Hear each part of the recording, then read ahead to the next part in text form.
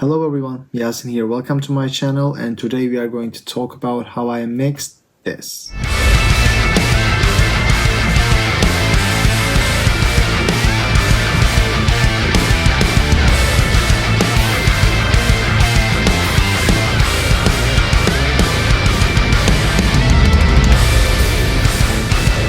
If you like the demo, it's actually a good time to subscribe and turn on notification bells.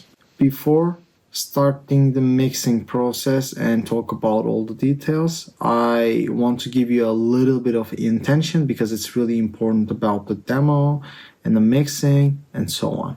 This demo is made for Submission Audio ArchitectsBass, and here my goal was to push ArchitectsBass in a way that it's gonna be giving the sound that it's usually used. I'm not talking about the Dingwall Super P here, I'm talking about Aladdin and how Aladdin uses this bass and his bass style, of course, in Architects. So it's a little bit different when it comes to riffing and riff style, and it's my style, it's kind of obvious. So here I try to follow and give you an idea of how a riff can be supported with the bass.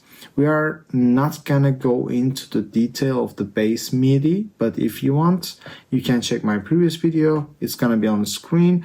I talked about the bass processing, which I will actually repeat here, but at the same time I talk about what kind of idea I had in mind while I was programming the bass. And if you have any question, or if you are requesting a special video, maybe how to program bass, I can also make that happen. Please put that in the comment section and ask your questions. Let's start. Our first plugin will be on a master bus because I am a fan of top-down mixing, thanks to Adam Nolly GetGood.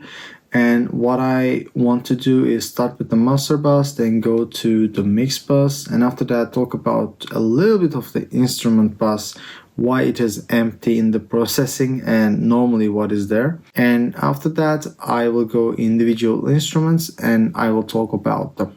So the first one is Flatline, and it's actually a pretty good time to thank Francesco Filigoy and all the Submission Audio team for supporting and providing these plugins to me.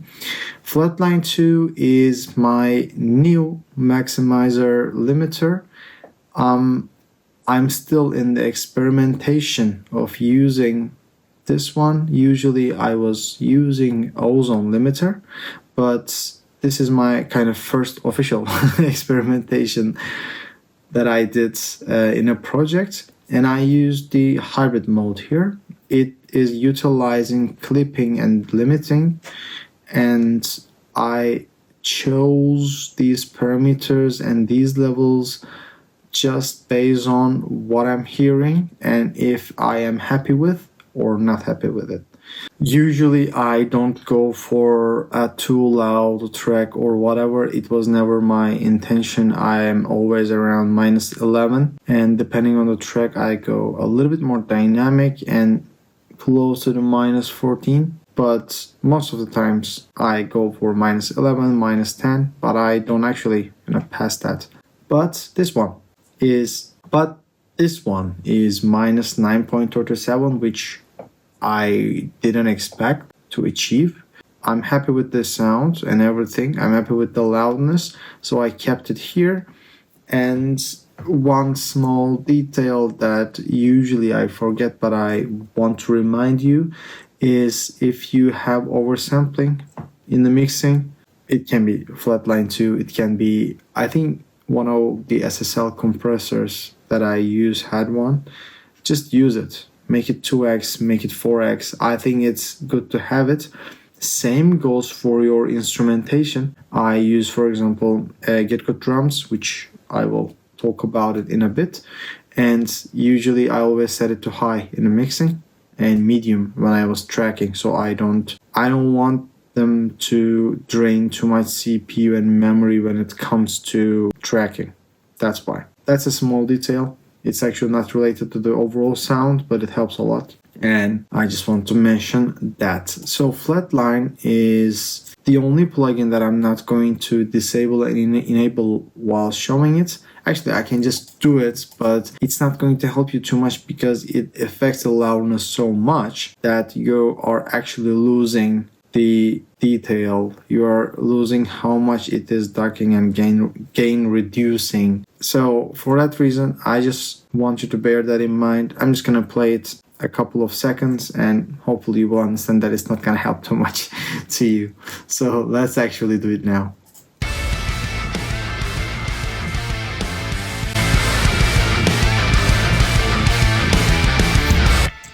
As expected, that's how it's working.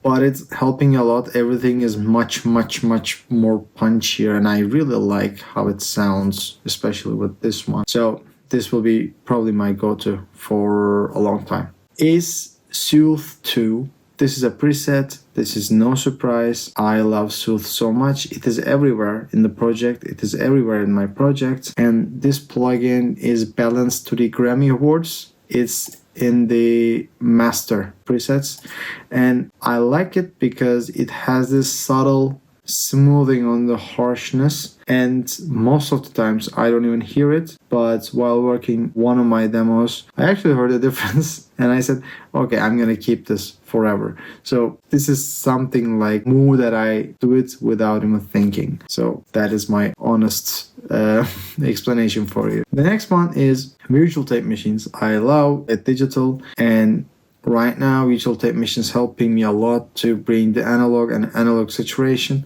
And this is, if I remember correctly, the Nolly preset. You can just take it as it is because I took as it is, and depending on what am I doing, I just try to crank it up a little bit and leave it there because I don't like to push stuff too much, and that's me basically. And I see people taking advantage of cranking up, and I mean, good for them. I just don't like that too much in my project. The next one is Gullfoss Master. Gullfoss, actually, the exactly previous plugin is the Gullfoss Mix. Usually, I don't try to bring them together like this because Gullfoss Mix makes a big move. Gullfoss Master makes considerably smaller move. And what they do is they listen the mix and make really nice intelligent decisions to open up the mix, and actually probably that's the intention. They are fixing some problems that either I don't know how to fix it, or sometimes it opens up the mix in a way that it is wider without any widening effect, of course. I'm talking about the EQ itself, and I feel like it freshens and brightens up. So what I'm going to talk about is briefly the parameters we cover is how much boost it should do basically, tame, how much it should duck. It's in the percentage. It goes up and up and up, like even 150%, I guess, but usually I don't pass 30 area in the mix, and usually I'm always around 5 for tame. I don't push too much. And for the recover, usually I'm around 10 and I never pass it, but I passed actually on this one. I didn't know. And I brighten up in the both areas. So this is interesting to see them side by side because when I'm dialing them, I don't look. Basically, I don't check the Gullfoss Mix when I'm dialing Gullfoss Master. Of course, that's the intention, right? So that is weird to see, but since I talk about both of them, I will close both of them, and I want to turn these three plugins in the master off. I'm going to disable them and I'm going to enable them one by one, and hopefully you will see the difference. I suspect that you're gonna hear the biggest difference in the Gullfoss. Virtual tape machine will make it a little bit thicker and full, and so it will tame it. But if you can hear this, help me how you're doing it. So let's actually play.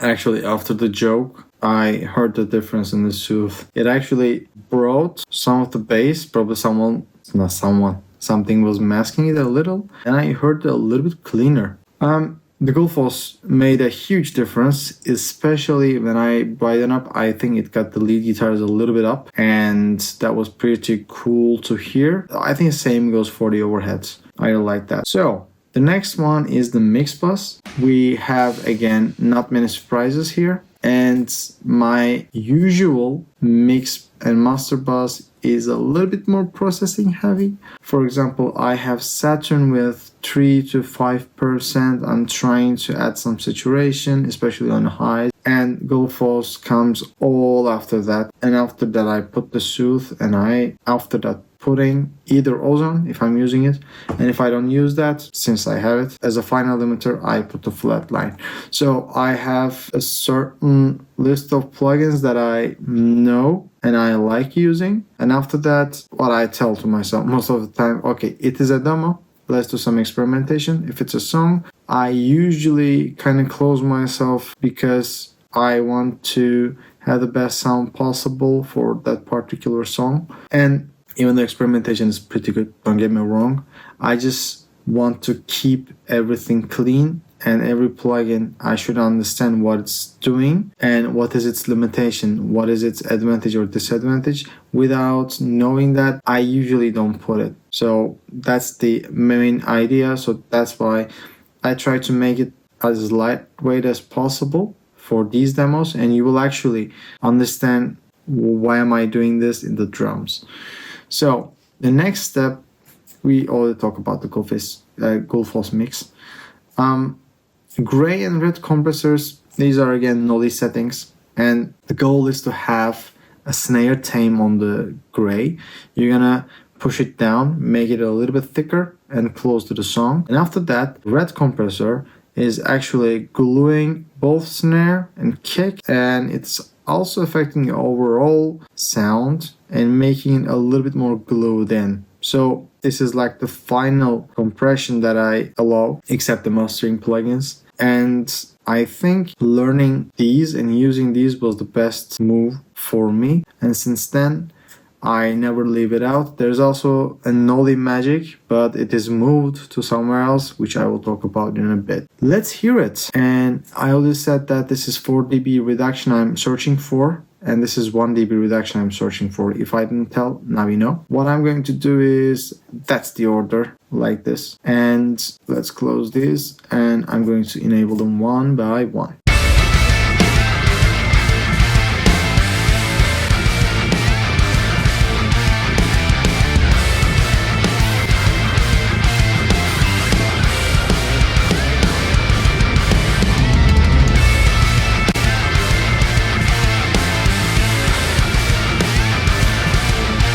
It is great. I mean, Gullfoss is literally magic. Yeah, I don't know how to explain it, but it freshens up, brightens up, pushes the overheads, and everything is much easier to hear this way.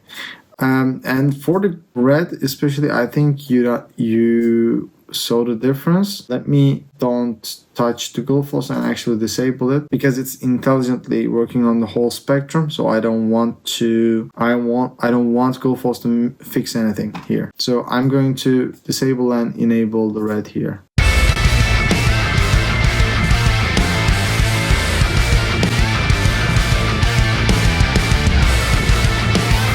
Especially with the kick and the snare, it is pretty obvious. I really like it. I really like it. Usually I have some parallel compression here, which I did not use in this particular demo. And also the instrument bus, which is our next bus. I don't have anything here because I put everything in the mix bus. Usually if it's an instrumental track and I need this push on the compressor I just explained, I put all of them to instrument bus, and mix bus usually have a different set of plugins and ends with Gullfoss mix, or there is something after that. But here in the instrument bus, I didn't put anything. Maybe I should have done the moving I just mentioned, because recently I was thinking about what kind of routing I should done for the mixing process. And I have the drums and the bass and the guitar and the cleans, ambience, and I put them to instrumental bus. For the lead guitar, I send it to mix. For samples, I send it to mix. For orchestra, I send it to mix. For vocals, I send it to mix. And they're always in front, and they are usually not affected by these plugins. And if really necessary, which usually not, I am adding one more compression, which I don't like, but if it's suitable that way, and if I can solve my problem and I glue it well, I say, okay, this is a nice solution, or this is a solution, so I will take it. This was my software engineering slang. It's not a slang, but I know. Let's go to the drum bus. So drum bus is a little bit different on this one.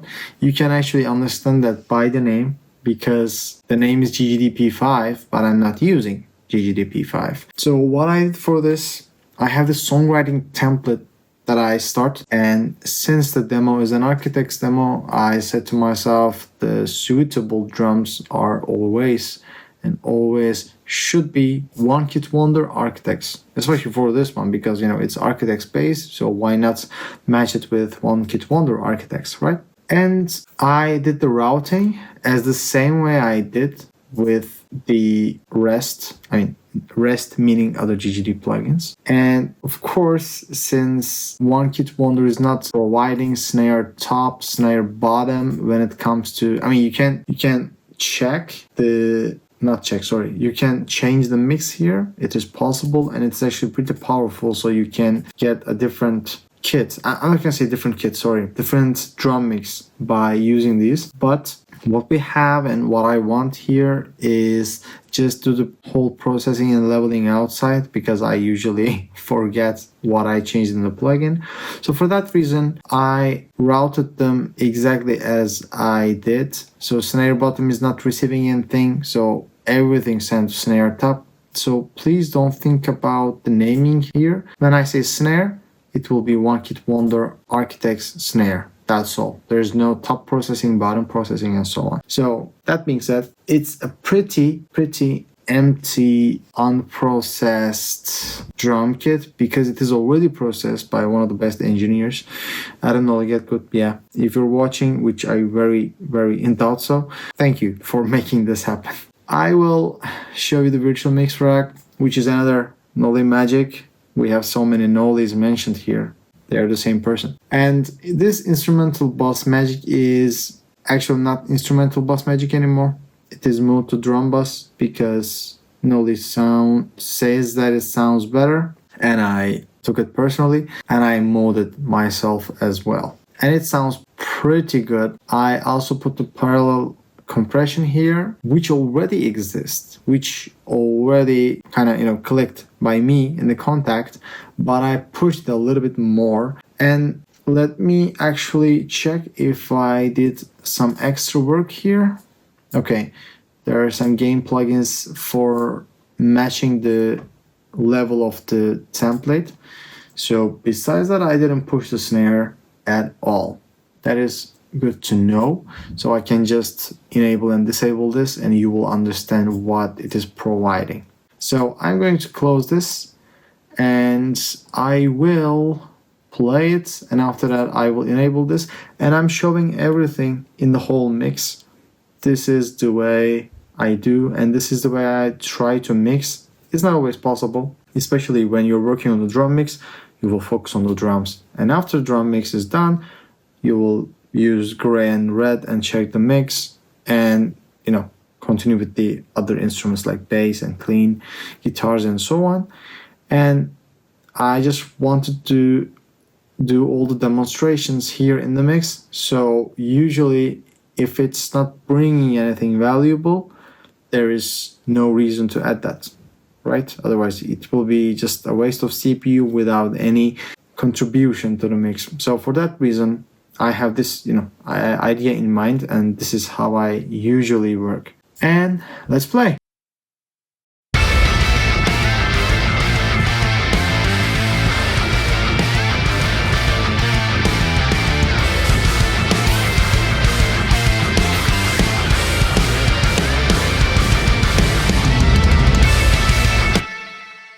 It is day and night, and that parallel compression helps a lot, and the EQ brightens up. You can just check this part, in the 12K we have 2.71, so it's actually helping a ton on the brightening the overheads. Wow, it was hard to tell.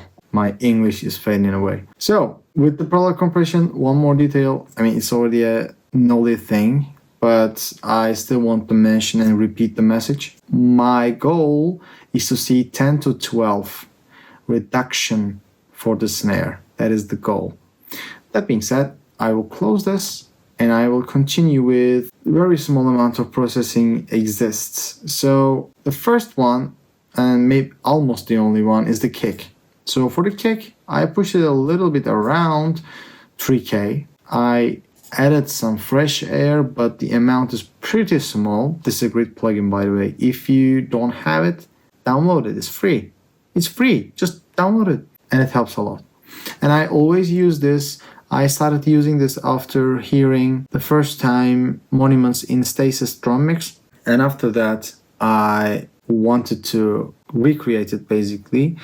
Since my song Chaogenesis, I always have this fresh air, because every single time I think and say to myself, I need a little bit of air. And I put this and it fixes my problem. So in this one, the move is a little bit small, but it does a pretty big job. And this soothe, another soothe, is responsible for creating a space, creating some space for the bass when it's playing. I have the opposite version, which I'll talk about. This area where the main kick frequencies exist, I duck the bass, and you will understand why am I doing this. And the next one is UAD oxide tape. This IPS value is 7.5 because, as I learned, lower the IPS value, it's helping and pushing the bass frequencies a little bit more. And I mean, not just a little bit, by the way, you will hear the difference. And since then, I am using lower IPS values for kick and also bass. Usually I was using the Slate digital virtual tape machines, but it's going as low as 15. And I just wanted to have this extra magic. And I saw that Connor Kaminsky uses oxide tape. I just want to give it a try. I already have it. I don't know why, how. I think when I got the interface, they just give it to me. And I'm pretty happy that I have it now. It's pretty cool. So what I'm going to do is to disable all of them, listen to whole mix, and you're going to hear it. For all the soothe instances, since I sidechain all of them, you need to hear that in a full mix anyway, because if I isolate the drum mix right now, soothe is not gonna work because bass is muted. So that's how it goes. That's why it's another reason that I need you to hear the whole mix for this. Please focus on the kick and what masks the kick the most, and you will understand why I put that soothe, for example, and why we have this fresh air.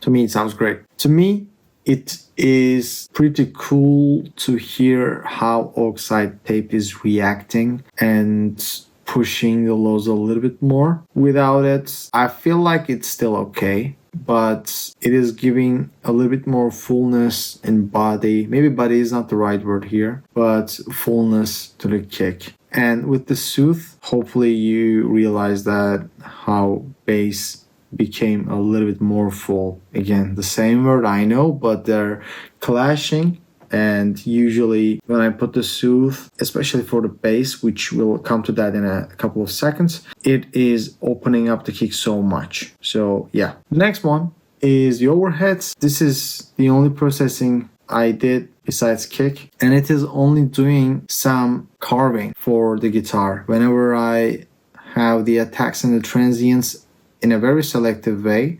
I'm pushing overheads down, and it's not a full compression. It's whenever or wherever guitar is dominant, this is where I'm ducking in a selective way. So I want you to actually see the graph a little bit so you can understand how much and from where I'm ducking.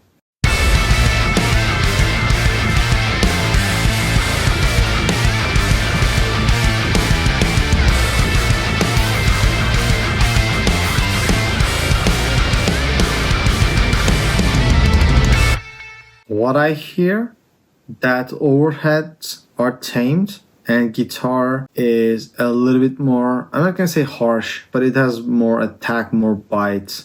And this is the exact reason I have Sooth everywhere, because it is really hard to control usually all the mix. And I know if I put the time, I can do it, but especially after seeing that Kian is also heavily using Sooth, I want to give it a try, and it's working really well.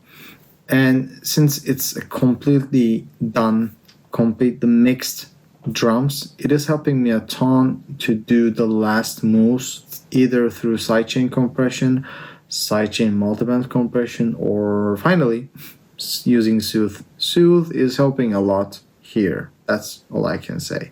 The next one is the bass. Bass has a lot of plugins actually. Interesting. And let's start with the tube EQ. So this one is from Logic. I think it's a Pultec thingy.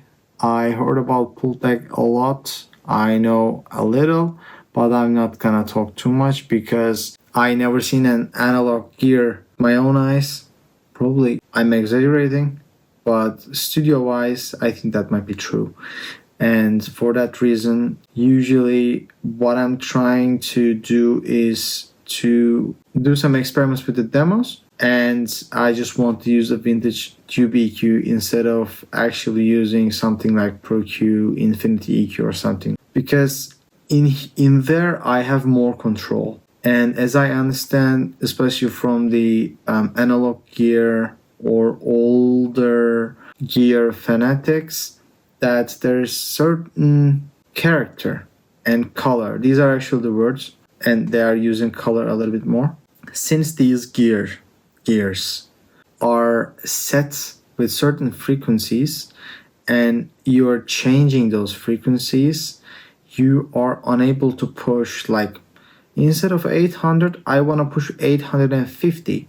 On this one, you cannot do it. I mean, I'm not quite sure, maybe on this one you can actually do it, but I don't think so, and I'm right. Yeah, and I'm right. For example, this low frequency, right?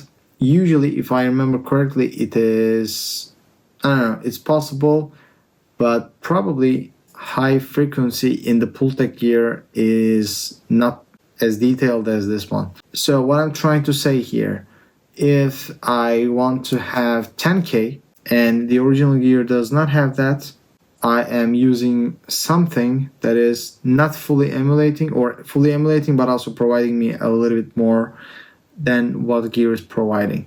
And if I use Pro Q, I can change anything or everything. And these plugins have a certain way of working and certain limitations that providing a really nice tone and a really nice character. So that's actually the reason that I heard so many times this plugin and actually what's emulating it, what it is emulating. This plugin is my choice. It was a little bit long to explain, I know, but hopefully you understood what I'm trying to achieve here. So our output metal is punchy. I have a little bit of drive. I have a little bit of boost and also attenuation. Okay. And I have some high boost and high attenuation. And finally, I haven't even touched anything unless this high peak. And we're gonna hear it together. I actually do not remember the exact move I did on this one. I wish I remembered. It's been like over a month, maybe 2 months, so that's why. The next one is the graphic EQ, which is only responsible to pushing 2K and 4K a little bit, and we have a bit of drive, still in the same model, which is the punchy one. This one is double tap, and double tap is a two-stage compressor. It is compressing low area first, and after that it is doing an overall compression. And apparently I chose as a saturation grunt, and usually if you hover into this one, you will realize that there is a certain level that you can ideally hit. It says the ideal amount. The reason is, while this plugin is designed, I think Armin had a decision of having not decibel reductions here, but instead of lights. So these lights, which has 2 green, 2 orange and 1 red, is going to show you how much you're actually compressing. And if you hover into those, they're giving you a little bit of not set but suggested amounts. So I watched Armin's video in the Submission Audio channel, I guess, or Armin's own channel. I am not aware at the moment, but I watched that and then I set accordingly. But this is the biggest difference that it's making. I can definitely tell you that. And the next one is the oxide tape, again set to 7.5 IPS, and the reason is it's a bass instrument and I want to have a little bit more fullness in the bass. Finally, we have Soothe again, and this is sidechain to kick, and whenever kick does something like creating a sound, we are pushing the bass down in this area, and it is not highly affecting it but creating so much space. And if you realize that I also checked the modes here, and for example this is working only for mid because there's nothing to do anywhere else. I focused on it because bass instruments are mono, they're centered. So for that reason I'm also setting accordingly. What we're gonna do now, I will disable all these except the first and last gain. First is for the template, the next one is for the mixing, so I don't touch those, and I will enable them one by one.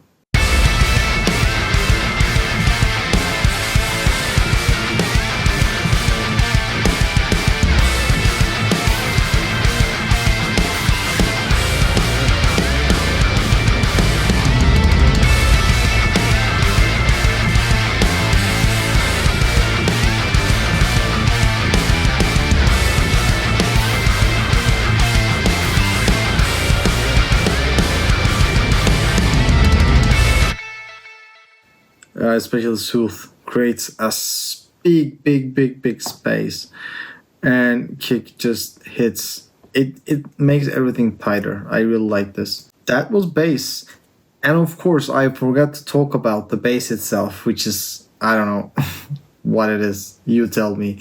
I already have a review for this. It's gonna be around on the screen, but I want to talk about this mixer. I set a little bit of drive, a little bit of tone, probably not enough. Usually I crank it up a little bit more. A little bit of compression, and double tap takes care of the rest. And finally the girth is usually again set around this area, but I either crank up or just duck like this area, because depending on the song sometimes it adds too much low end. So that being said, I'm going to close this. This is the bass, and we will continue with the rhythm guitars, which is looking kind of dense, but it is not. Let's start with the rhythm guitar bass, which has again gains for, again, one for the template, one for the mix, but it's okay, hopefully for you too.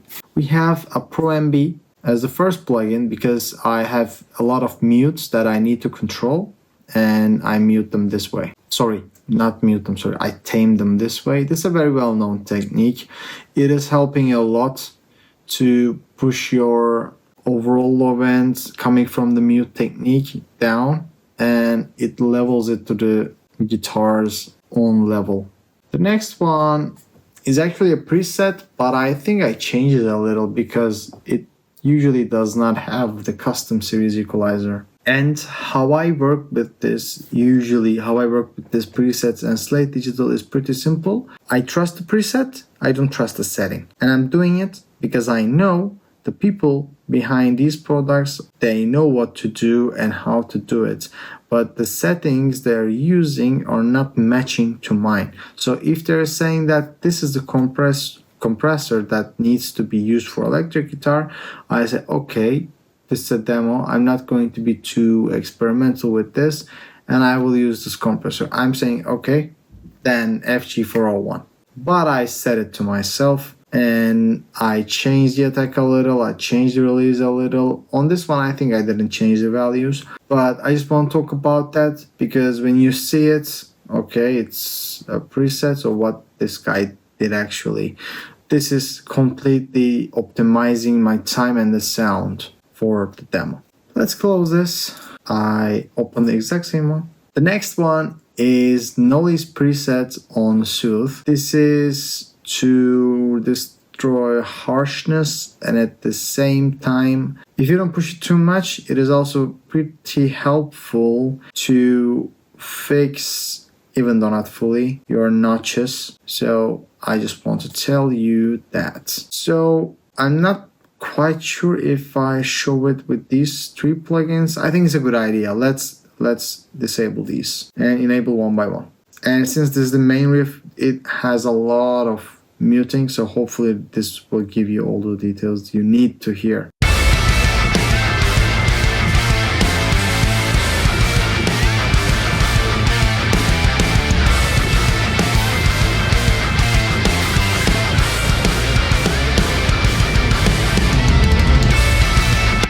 Okay, and I want to talk about one small detail. I'm going to talk about what it's used, but this small pre-EQ is for the notches, and I just want to tell you that it happened for the left rhythm guitar. I also tried to hear the same area, listen the same area on the right guitar, but I didn't hear anything, so that's why it does not have any notch EQ on that one. I'm pretty sure there are certain areas that I can treat with EQ, but I didn't do anything actually. So let me make this a little bit smaller. I use 14 Cali here. It's one of those presets that I throw, so it's not much to talk about, but I should say that there is no cap. And cabs are actually from GGD Studio Cabs Cali. And we have one massive with SM57, nothing dark or bright here. And we have one smooth cab with C414, and it is leveled down with brightness. And there's always master EQ on, because I really like how they are working with this.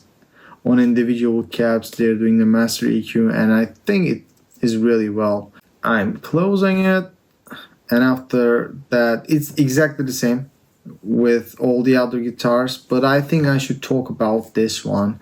This rhythm left low and rhythm right low is the buster trick, and it is not a full buster trick. You can understand that this section is closed, so we don't have the fatso on. And what I do here to use one of my presets, but what I do is to EQ down everything. I also add a bit of high pass, and we have 65 and 125 on only. So this is the important detail, and it gives the low frequency is a little bit more push, and the guitar is a little bit more full.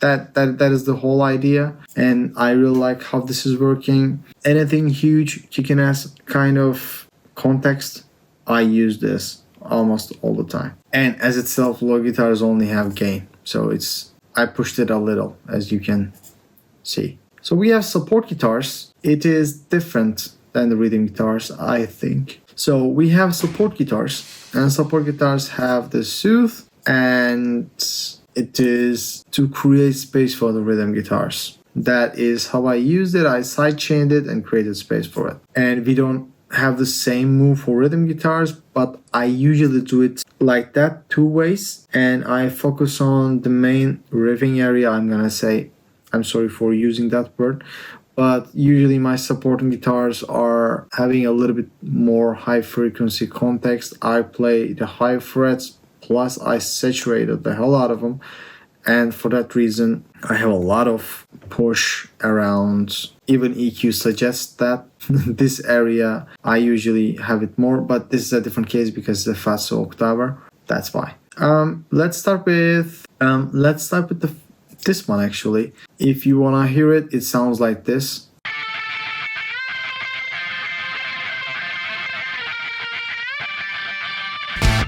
And it's actually pretty cool and heavily saturated, as you can hear. We have Fatso on, full mix, play 2, push that down, and we have some overdrive and chorus together. And I'm using the second amp with the third cap. I think it's sounding pretty great. And I'm not quite sure from who I learned this, but it's actually a pretty good advice. And I remembered that I didn't change too much from here, including EQ section. So I can just close this down. Oh no, I cannot. There's actually some moves that I made. It is some ducking on 250 and a little bit less on the 500 and also 1K.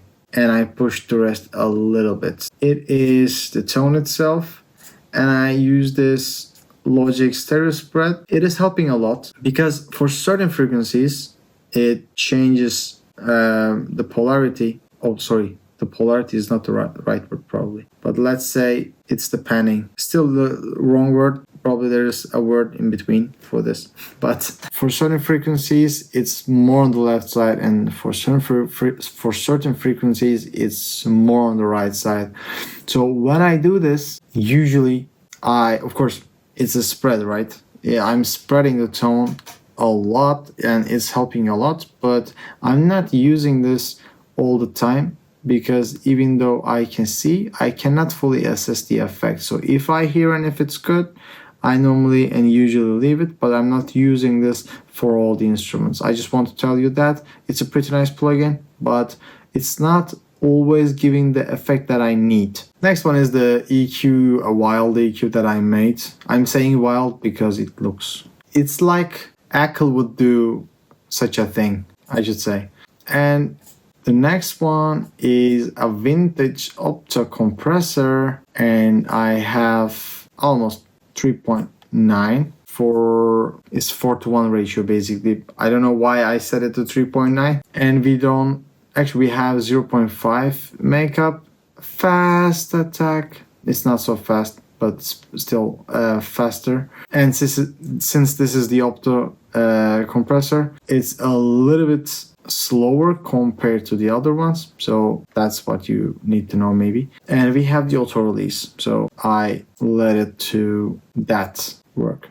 And for this one I also added the soft distortion, probably pushing it so much and compressing and including the soft distortion. That's why we have this excess saturation and harshness coming up, and it's making it a little bit more present in the mix, so I'm pretty happy with that. And finally we have a Soothe. And this Soothe has rhythm guitars as the side chain and working on creating space for the guitars. And it only happens on the side. So let me actually put it side by side. Maybe it's a little bit better to think about this way. Some of the frequencies are on the left and some are on the right. And as you spread something and it goes to the sides, the instruments in the side will be affected. And in this case, I care about the riff much more, but I still need this spreadness. Maybe that's not a word. So for that reason, I added this Soothe for the sides. So it's still touching the guitars, but for this certain frequency, which is kind of Fatso guitar dominant, I'm trying to create space and not touch the guitars too much. That is the goal. The next one is the octaver, where I used here on a very small area. It sounds like this. And just octaver sounds like this. Some of the rhythmic content and the movements that I need to push a little bit up, because some of the areas were only chugs and some of them with the movements that I did, and I just want to add the octaves. I mean, I played all of it, but I took only the parts like this one, for example.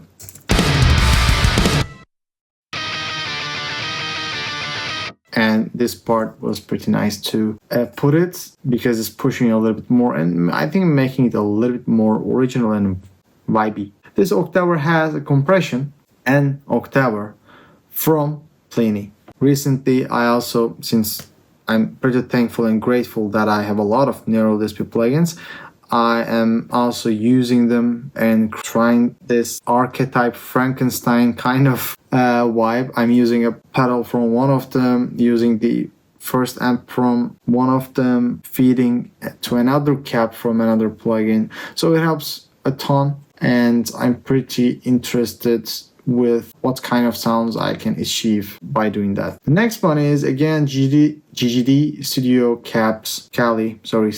Kali caps, for me at least. So we have the exact same setting that I used with the rhythm guitars, and there's an idea behind that, which is using the same equalization on the amped guitar to have a similar sound. I don't want things to go wild with hugely different tones, which can be probably interesting and original, creative. I should also think about that. But when you are using the same caps, the final equalization is the same. You can just change with different pedals and different amp heads, I mean from different plugins of course, and you can keep the same cap and you can get a different preamp saturation, and it's not going to clash with each other, but it's not going to be as different as it would with other caps included. So for that reason, I have the same caps. And this is something I learned from Connor Kaminsky, and I like the idea, and I think it sounds pretty themed. I mean, like there's a tonal theme in the demo. That's what I'm trying to say and also achieve here. And finally, there's a spread. Spread is exactly the same as the other one because they are in different areas. Long riff, short riff area is with the octaver, and the fatso octaver kind of guitar is in the main riff. So that's why I just put the spread to the other one. It worked, I kept it. So the next one is clean guitars. We don't have too much clean guitars, only 3, and this guy's again for the recording, so I can just remove this, but the names are exactly the same, which sounds extremely amateur. I'm sorry for that. I don't know why and how that happened. So let's hear the first one. So it's the intro move that I always do. I really like that. I take the main riff, main melody, and after that I push either reversed or as it is. This one is reversed, by the way, and I do a fade in. It is helping me, especially for Instagram. It's not good to have this intros, fade ins, whatever. You need to just, cut to the chase, and I don't like it. And in order to in order to come up with a little bit more original fade-in technique, I go and start with the drums. But I have a fade-in that I'm using, and this fade-in is usually something like this, reversed or as it is, clean guitar, maybe a synthesizer, I don't know. It totally depends on the vibe. And when I have that, I can actually add a certain visual effect on a video shooting and try to catch the listener a little bit better. So this is not a musical decision to put intro. This is usually, I don't want to cut to the chase. I want to be a little bit more musical, and at the same time I'm thinking about what kind of entrance I should do. So the main riff is pretty important for me, and usually when people scroll they lose a bit of amount. So for first couple of seconds it's kind of pretty important for a hook, and I try to have this both in the visual side and also in use drum, use something else, come up with samples, for example, because there's also a sample with the same fade-in method. I just try to spice things up in the very beginning, but in a smaller way. So we can even change this to clean intro. We can actually change that to clean main, so you won't confuse. And this is clean slow. You will understand why I said that slow. Let's hear it. Let's hear this guy. A bit of it went to up, so I suspect that they have the exact same idea, which is kind of true, as you can see. I am using Architect Gojira with my orchestral song, it says in the presets. It's only because there's a shimmer reverb, and I really like Gojira. It's one of the best plugins ever made, and this shimmer reverb is out of this world for sure. I really like it, and that's why I want to use it everywhere. After this point is part of my sound. I can just say that easily, and that's why I put it and use it there. And after that we have a fat compressor that is doing a 3.5 to 1 compression, and let's see how much. Around 5 decibel, and I get it back 3.5, and I add a little bit of saturation, so it affects the loudness. Sounds like, sorry, it looks like we lost 1.5 dB, but it's not the case at all. I can say that I both tame the sound, the dynamics, and at the same time I push it a little bit more by using the saturation here. So let's hear this part again.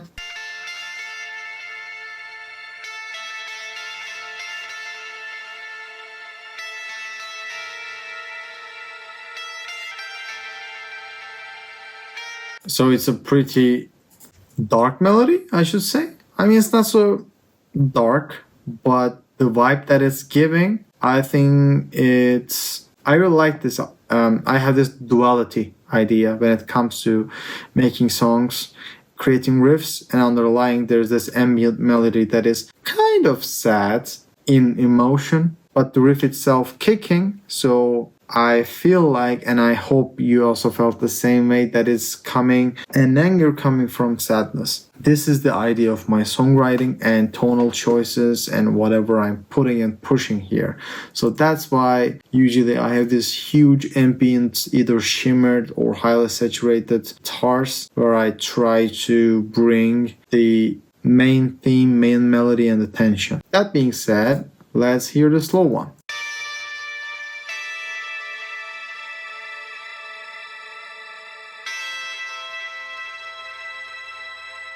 On here, we are pushing with the riff, so I don't even think about masking it too much with a lot of melody. I just gave the vibe and set myself back here. So with this guitar, the riff sounds like this.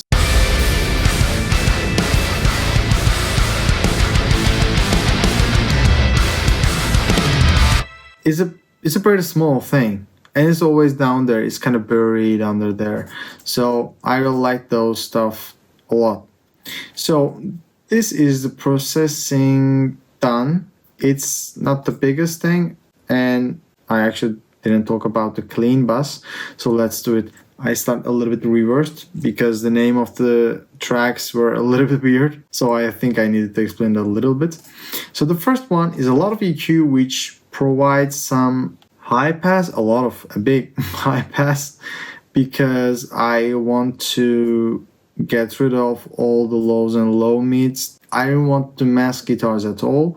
I push the shimmer effect a little bit here, also where I need to have this tone dominant. The next one is the virtual tape machine again. I used acoustic guitar shimmery as a starting point, and I added a lot of shimmer, a bit of thickness. Here again we have the 401, which can be used in many places and with many instruments, I can say. And I usually gain match, so 2.26, probably around 3 point. I have this compression. I want to do a little bit of back like this, so we can actually, there are so many stuff happening here in the clean guitar, so it's much easier to see.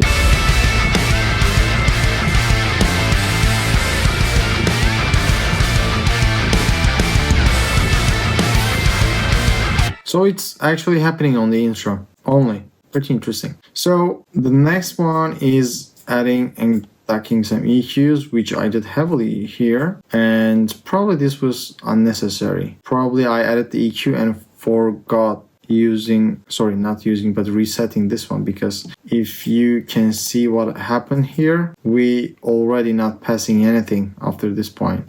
I think that was a genuine honest mistake that I did. And spread is I think it's a little bit different. I reduced the upper int here, but the rest is kind of same with the other guitars. And finally, this is for clean guitars finally, we have again some cleanup for the rhythm guitars because I don't want to push them. Sorry, I don't want to mask them, I should say. And with and without them actually, let's hear it. Oops, including Sooth.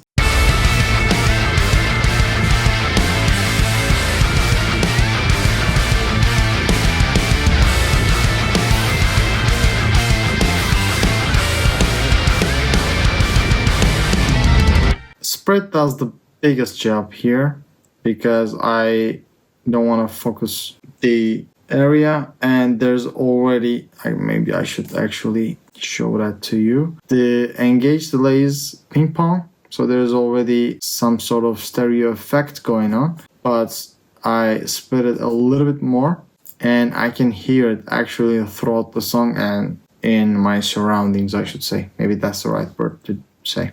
And the last one is the samples, which I got it from either the packs that I already had or from Splice, which I recently subscribed. And I think they're doing a pretty nice job, but there are so many stuff, so it's hard to, check all of them. But I think it paid off really well because what I heard and what I kind of, included in my project, I think it's pretty cool.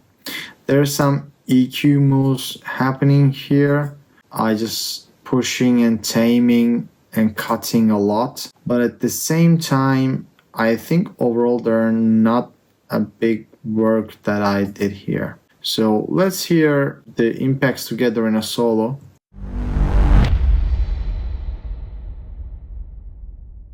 Let's do it from here.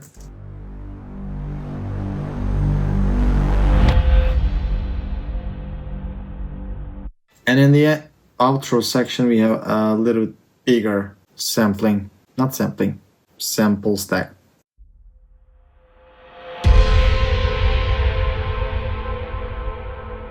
It just cuts because I didn't want to add a outro thingy. That's why we don't have a long fade out. Otherwise, I'd put a reverb tail from the clean guitars and also increase not increase, but enable the rest of the sample here. And yeah, that's about it. That's the whole mix. I believe I didn't miss anything. There are small EQ moves that I didn't show you, like an exact copy on this sample. Again, I'm cutting a lot of from highs and I push to low because it's supposed to sound like, which one? The riser, like this. Let's actually enable and disable so you will understand why it's not big of a deal, but it's also big of a deal because I'm changing the whole sample and the tone.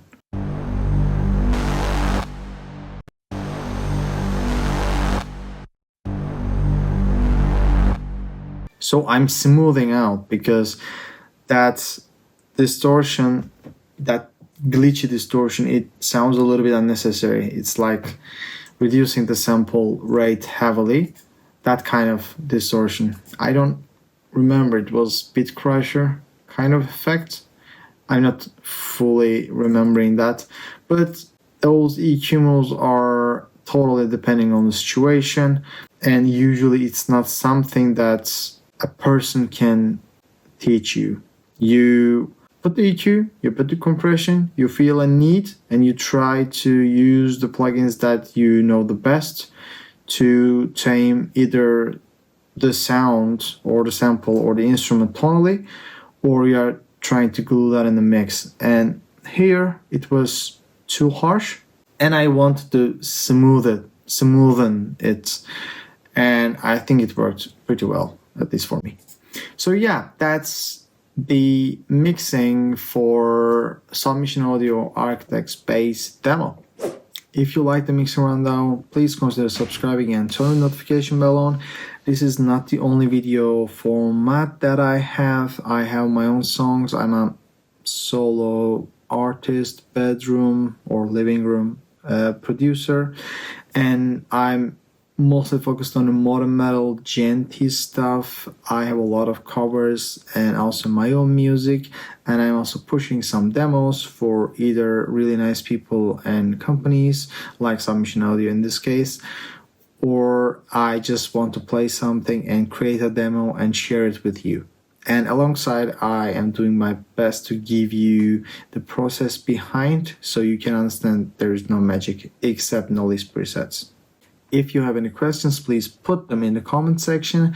You can also request certain videos. If you don't understand certain stuff, maybe I can create a video to explain that. That would be really nice feedback for me, and hopefully I can make a video that is helping you, contributing to your mixing and producing journey, and hopefully we can have this really nice chat and community kind of vibe in the comment section and throughout the channel. Thank you so much for checking my video.